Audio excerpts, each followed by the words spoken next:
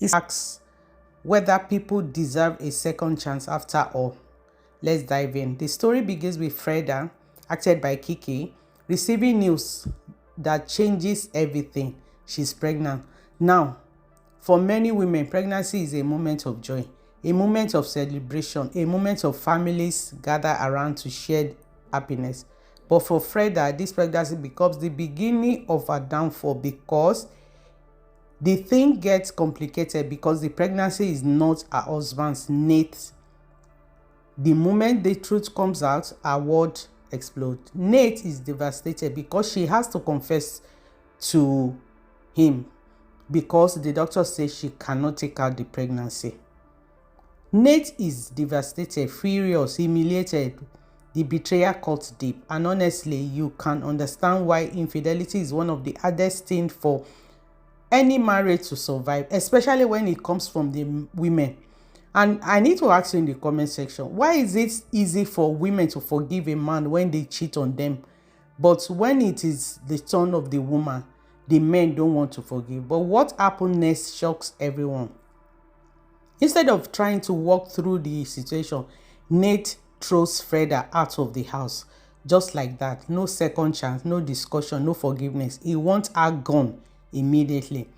Now, let me ask you something. If you were Nate, what would you have done? Would you have reacted the same way, or would you have handled things differently? Drop your answer in the comment section because this situation is far from simple. Suddenly, Freda finds herself alone, and this is where reality begins to eat on her. It's amazing how quickly people disappear when your life falls apart. The same people who once smiled around her suddenly becomes her enemy. Even her friend that causes this situation, the support she thought she would get from her disappeared. And for the first time, Freda realizes she's facing the storm largely by herself. But wait, things are about to get even more complicated because there is another man in this story, Fabian, the father of the unborn child. If you remember in part 1, she slept with Fabian because she was drunk. Fabian was her friend's ex, which she wanted to take a revenge on, but at the end of the day, they slept together. Now you think reaching out to Fabian would solve her problem? Not quite. At first, Freda struggles with the idea. She's independent, proud, determined not to rely on anyone, especially not a man connected to the very mistake that destroyed her marriage. And honestly, many people can relate to that. Sometimes pride keeps us from accepting help when we need it most.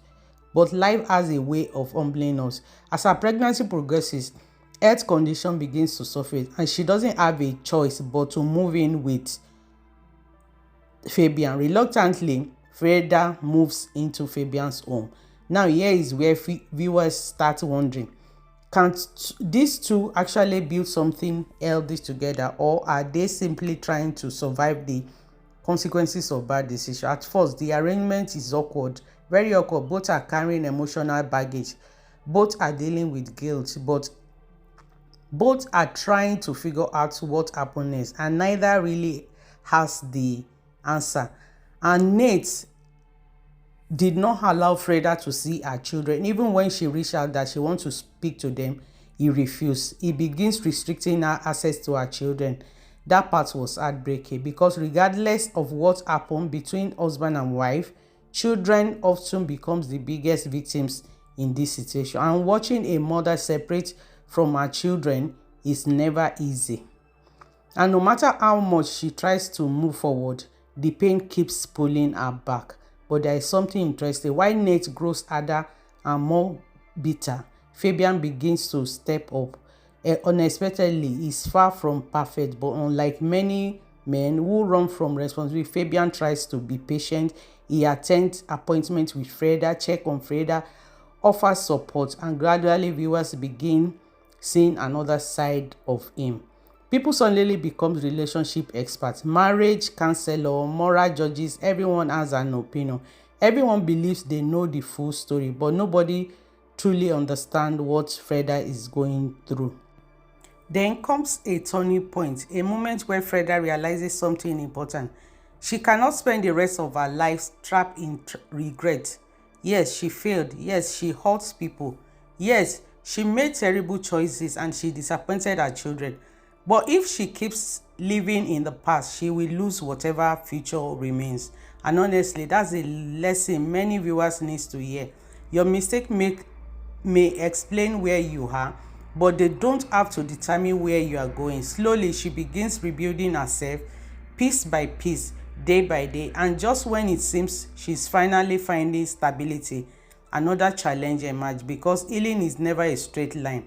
And every time Freda thinks she's moving forward, something pulls her back. Will Nate ever forgive her? Will she regain access to her children, which is the most important thing in her life right now? Can Fabian truly become the partner she needs, or is their relationship built on circumstances rather than genuine love? Those questions keeps building up until the end. And trust me, the answer aren't as predictable as you might think. This movie does an excellent job reminding us that life isn't black and white. People make mistakes, people get hurt, people disappoint each other, but sometimes redemption begins when we stop running from our failures and start taking responsibility for them.